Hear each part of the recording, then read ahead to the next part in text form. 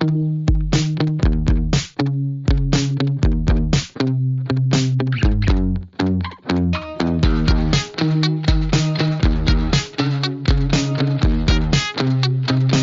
listening to The Andre Segovia Show.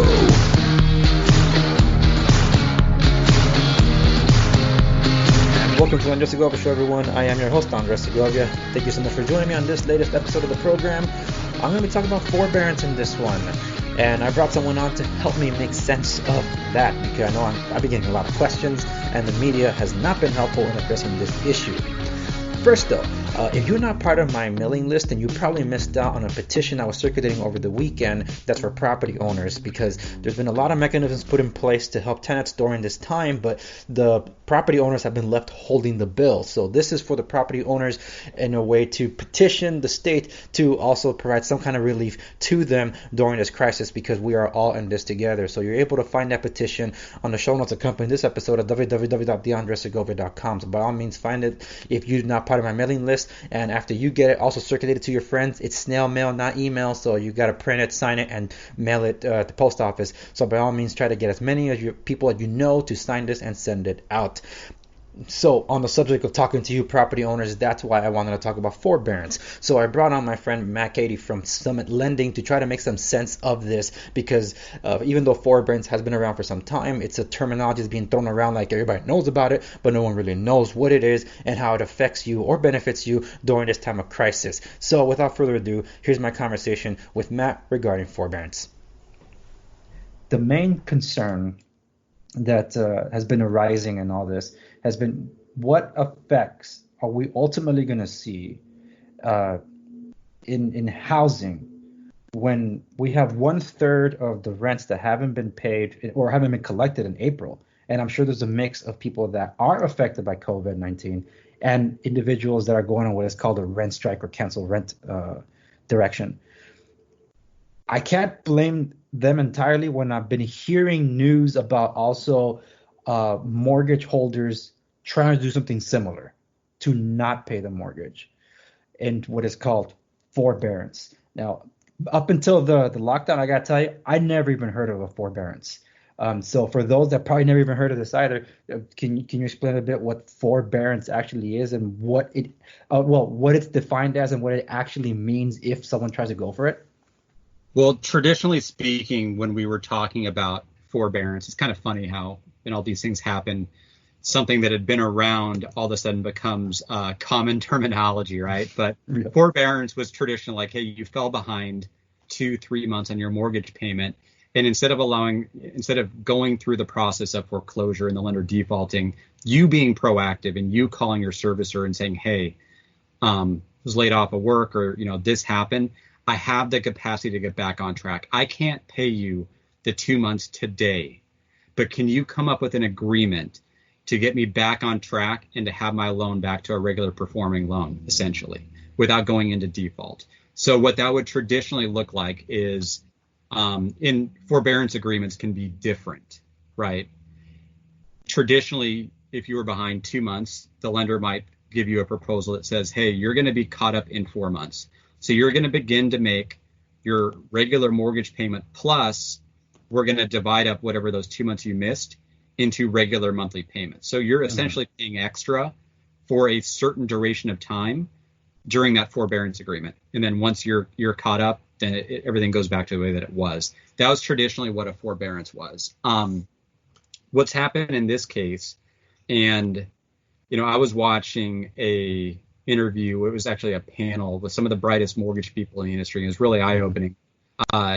David Stevens is one of the guys that he was involved during the Obama administration during the mortgage meltdown. And I don't mean to get for anything to be political or to make anybody sound better or worse than somebody else. Mm-hmm. But essentially what happened during the mortgage meltdown was the administration had virtually every large servicer. They flew out to Washington, D.C. They all sat in the big room of the Treasury Department. And for 2 days, they talked through how they were going to handle what was happening and unfolding and how they were looking to fix it. And it was like 2 days of meetings of what's every possible outcome. I mean, you can't see everything coming, right? But If you get some of, the biggest companies in the business all together in one room trying to sort through problems, they're going to come up with some pretty good ideas. They're going to troubleshoot a lot of things up front. What happened in this case, though, is the government announced that they were going to be offering a forbearance on mortgages. Mortgage companies, couldn't foreclose as a result of the closure of mostly for our economy or most businesses due to COVID-19. But there wasn't necessarily a laid out plan. So the announcement, it was fire ready aim type of thing. And I'm not obviously that causes a lot of issues. It causes still, I think, a lot of room for confusion as far as how things are going to play out. And I'm not trying to fault them because, back in 2008, 2009, the entire recession and the global recession was due to mortgages. So it was essentially, if you're a fire department, if one fire is so large it's catching other things on fire, you contain that one first. Yeah. And in this case, COVID-19 is the fire, and we're one of those other, the casualties as a result of it. So I can understand that you might not play out every scenario the same way that you did before, but it still leaves us where we are today. Policies change. Initially, and not to go off on a tangent about this, but if then one of the next questions on the forbearance is that, okay, so the borrower doesn't have to make the payments. And by the way, to have a forbearance, one of the big things that they missed is you don't have to prove a hardship. So you don't have to document that you lost your job. You just have to basically attest that you're going through a financial hardship. And then the media, for the most part, has taken a relatively casual approach to forbearance. And people aren't necessarily educated that it's not free money, that you're going to have to repay the amount of mortgage payments that you're skipping. It could be, and it depends on what that forbearance agreement looks like, right? Mm-hmm. So it could be immediately, it could be over a certain duration of time, it could be added onto the loan. But essentially, there's no free lunch here. And so one of the next things that happened was, especially on FHA loans, is that during a forbearance, the servicer still has to pay the investor. So you have a mortgage servicing company that had to pay the amount of money to the investor for the payment, but they weren't collecting payment from the borrower. That was one of the big that was one of the big concerns that got patched. So there are things that are happening. There are things that are getting patched. There is still uncertainty of the future. And the biggest thing that I would say to somebody is that if you've lost your job, if you don't have the means to make your payment, you need to use forbearance. Save your house. Yeah. But if it sounds like, it'd be really convenient for me not to pay my mortgage the next couple months, I would do everything I can to avoid a forbearance. We don't know, they said that you can't have a mortgage late on your credit report as a result of going through a forbearance. But what we don't know is in 12 months from now, 24 months from now, how are the mortgage companies going to look at this? So you didn't have a mortgage late, but could we verify whether you had a forbearance or not? If you did a forbearance, does that affect your credit worthiness moving forward? Right? Like if you were on a credit risk panel, and would you say that people that have had a forbearance are more likely to go into default or to skip a payment in the future? Now, I'm not, we don't know if this is going to happen. This is a concern that's happening within the industry. So if me as a homeowner, I would do everything I could to protect myself from a forbearance on a mortgage. But if it was something that I need to exercise because I could not make my payment, I absolutely would. This forbearance, as you mentioned, has been around for some time. It's just something that's never actually been utilized to this scale. So what then does it mean going forward? How will it impact the industry? Will this be on record, or will there be like an asterisk on it, like to say, like the Astros, you guys cheated, so does that championship count? Like put an asterisk next to it. I don't think nobody in the mortgage business is going to boo you because you had a forbearance, but yeah, it could be an asterisk. Yeah, but there'll be questions. See, like you had a forbearance in 2020. Now, was that due to COVID or was that due to something else? I think if that hasn't already been explained by the time we've been having this conversation, I hope it is clarified from here on out. Because if it's reported to the credit agencies and it's because something that's completely out of people's power, this is where the government is really flexing their muscles and saying, stay home. It's like that doesn't happen in a free environment. So I listened to Ben Shapiro. So Ben Shapiro had an excellent point, because I've been actually having discussions in the background where, like, guys, the so-called stimulus bill is not a bailout. It's basically the government, after they crashed their vehicle into your home, paying you for destroying your home. Businesses have been shuttered, their livelihoods destroyed. Those that are affected that can't collect, how can they pay their responsibilities if by the order of the government they cannot make those obligations? So I think that is the big question. I hope that it's not reported to the credit agencies, as in understood you that COVID-19 is just something that's like, it's called an act of God for a reason. That's like, what is this thing, you know? So if it was something like this is in 2008. This was not some kind of financial meltdown that some people saw coming and like, oh, there it is. No, this is something completely different. This was not a bubble anyone saw, like, oh, look, housing bubble burst. Because one of the next concerns then, like you mentioned about these forbearing collections, is that this article came through from Yahoo on April 7th. I thought, it's going to be interesting for me to bring it up. This was, I think, is on, it's Yahoo. So loan servicers say they saw a spike of 1,896% of requests to delay mortgage payments to lenders. Like, lenders were reporting that they saw that spike. That's up from virtually zero, right? I mean, hardly anybody was before. So yeah, this gets announced, and I had heard of a lot of servicers. I mean, it was like a 6-hour hold time. So if you need a forbearance, I would say that, first of all, go on to your mortgage servicer's website first. They probably have something. Try and enroll online prior to calling them. But I know I cannot say this enough. If you don't need a forbearance, don't just use this as a convenient way to not make a payment for a couple months and figure you'll get caught up later. But if you need one, save your house, save your credit, do the forbearance. Absolutely, and that's the same advice that I give to renters as well, those that are listening, because I serve for my show. I'm talking to anyone and everyone that's involved, whether they're a tenant or a homeowner that wants to look to increase their estate or whatever. It's all the same, because we're all literally in this together. And I was making an analogy, which I don't think it's all far off in my last episode, where I titled it "Save the economy, save the world," because housing is the only thing that can help us weather this storm. There was an interesting article that will actually be coming up, because I'm going to bump that episode. I'm rebuttaling a Forbes article that's it. I predicted housing bubble 2.0 is going to burst. This is not a bubble.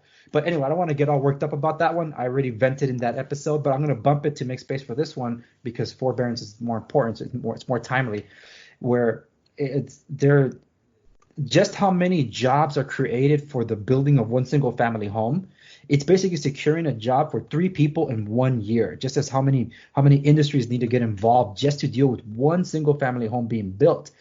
And that's money that's just circulating. That's with when you grow this kind of economy. So that's just one house. Imagine more housing that we desperately need because we have a shortage. Yeah, that's even a new home build. I mean, think about when you buy a house, how much mail you get flooded with from people. That goes to show you, even if you buy a house, what it means to the economy. Yeah. I mean, the mail when you buy a house, it is insane for 30, 45 days. Everybody in the world, every furniture company, Lowe's, Home Depot, everybody is sending you stuff because people make improvements. People need furniture. And not to mention all the vendors, even in the escrow. So, yeah, I agree. Housing is incredibly important to our economy. And the concern is now, then what happens if we had an example of a third not paying the rent just in April alone? What happens in May when this thing is still getting worse and we haven't reopened our economy? And let's go to the extreme. No one pays the rent. Then now we're talking about people that can't pay their mortgages, that instead of, well, let's say a third of mortgages aren't paid in May. How scary would that look for the mortgage industry? Well, I think that's the biggest concern on housing, is how many people don't pay rent and how many people go on forbearance.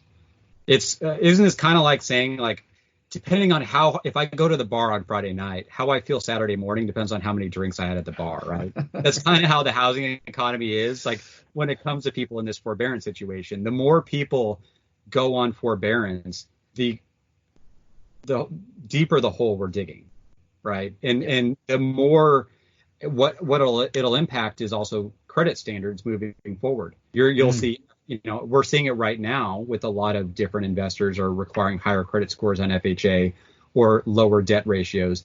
But when we're coming out of this thing, if there is more inventory, if you are a seller, you want to have as many qualified buyers as possible. And if credit requirements become stricter than they need to be based upon too many people taking forbearance, that means you have less potential buyers for your house. And that also means that, unfortunately, for some of the people that have been waiting for an opportunity to buy a house, I mean, we're only a couple months removed from hardly any inventory, right?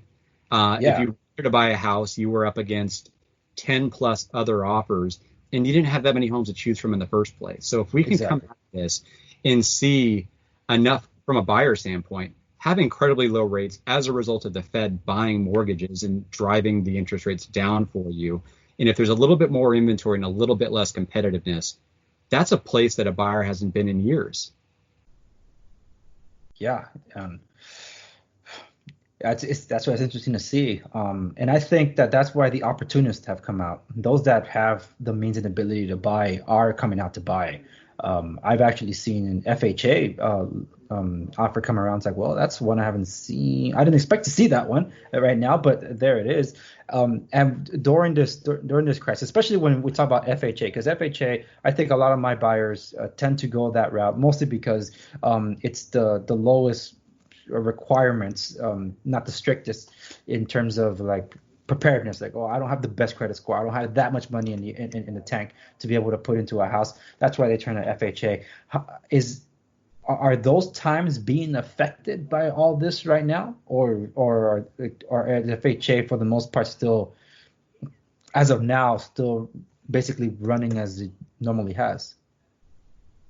Well, I mean, keep in mind, FHA is just an insurance company for these mortgages. So FHA is behaving the way that it traditionally would, outside of now requiring that a buyer, and this is probably temporary, who knows if it'll stay more long term, but they're requiring that you have 2 months worth of mortgage payments in the bank after closing.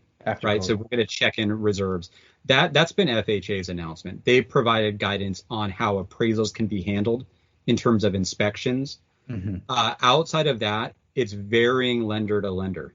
There are some companies that are requiring a 680 credit score for an FHA loan, where they might have required a 640 or a 620 before. So FHA usually provides uniformity in terms of underwriting and qualifying. They still do that, but some mortgage companies are assessing risk in this environment. Yeah, of course. One of the worst things that can happen is that you buy a house and then you go into forbearance immediately. And that stuff, I mean, I was talking to a coworker of mine, and he got a call from somebody, a buyer, and they wanted to use down payment assistance, not put any money down, buy a house, and then immediately go into forbearance. That was their grandmaster plan. Wow. So I'm not saying that is by no means is that the majority of people that are looking for an FHA loan, but that type of thinking, or that even unintentionally that occurring, is what worries lenders. Yeah, because that's something that's this was highlighted by an eviction attorney this week. I didn't weigh in on the tweets just because I tried to avoid Twitter altogether, but I did see the tweet. I did respond to his follow-up today. The tweet that he sent out was something to the effect of one of his clients had just leased out a property at the beginning of April. The check bounced, and he can't do anything about it. So it's like, okay, so that means they haven't paid any rent. And he can't do anything about it because it's here in Los Angeles and in the state of California, thanks to the California Judicial Council stopping all forms of eviction, that they can't do anything about it. So he vented about it on Twitter. Says this is insane. Imagine more people do this to try to take advantage of the economic situation and exploit it. Well, the response to that tweet compared to every other tweet he's ever sent was enormous, because there were about 400 people weighing in, and more than half of them were laughing about it and hoping that other people do this more. Like, what? And I speak out about it or exploit it. Not to exploit it. It's like do more of this. Like not to the attorney, but to other tenants that go take advantage of this loophole to screw over Let's landlords. just burn it down. Just burn it down is their attitude, huh? Exactly. So he vented about that the day we're recording this, and that's the one I weighed in. I told him, hey, Twitter's a toxic place. I mean, it's not exactly the norm in reality, but it's still alarming because that's what you're going to find in social media, which is unfortunate. And with more people going to social media, some people might think that, whoa, is this really the world? Social media never represented the world, but that is the only way people are connecting. Like social distancing turned people back to Facebook. They left, oh, I don't like Facebook, I left it. Now they're back in Facebook. And now they're being reminded why they left Facebook in the first place.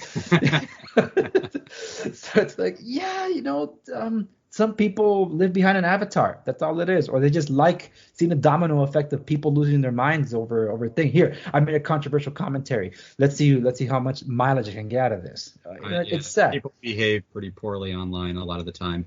But that's why I'm calling for just for people to keep calm, a balance of what's going on out there. It's reading a headline isn't news. News is beyond the headline. You read the context, because there's no context, it's not news. So with this whole forbearance thing, because I do have some friends that are investors, and they've been trying to educate people on this, but they've only scratched the surface. And the panel you mentioned, for those listening at the show notes, the company's episode at www.theandrewsegovia.com, I'm going to embed that 1 hour panel that you mentioned. Yeah, I tried to clip what I thought would be most interesting and most appropriate for people. But that 1 hour long panel, there's a lot of different people that are really bright minds economically and in the mortgage business. And I watched it 3 times, to be candid with you. It's really good information. And I think you talked about the news. The news, I don't think that they don't specialize in something well enough, like for the most part, right? To really truly understand the mechanics of it. And during times like this, it's nice to have people that are experts in that field. And they certainly are. Yeah, and that's good, because we need more of that. Because when I did hit the link that as you mentioned, and I say that to watch later, but I'm like, so few people have seen this. We need more people to get the information. That's why it frustrates me that we have a bunch of pundits talking. It's like, shut up, let the experts talk. And even then, I'm like, can we not have the activist experts talk? It's like we got to weed through them too, So it's like, who do we listen to? And like you mentioned, that was a great panel. And I know that for a lot of people, a lot of the stuff might go over their heads, but you highlighted some things that were very important. And it's something that was worth the conversation. Like you mentioned, for those that can pay their mortgage, don't go for forbearance. And it's like those that can pay their rent continue to contribute, because there are those of us that are still essential to the workforce that we have been unimpeded by this. In fact, we're working longer hours to get things done. So we should continue doing our part, because there are people depending on what we do, both with our work and our finances. Because the economy is the bloodline of everyone, and with small business being the backbone of America, just to see it all go to hell in a handbasket like that, oh man.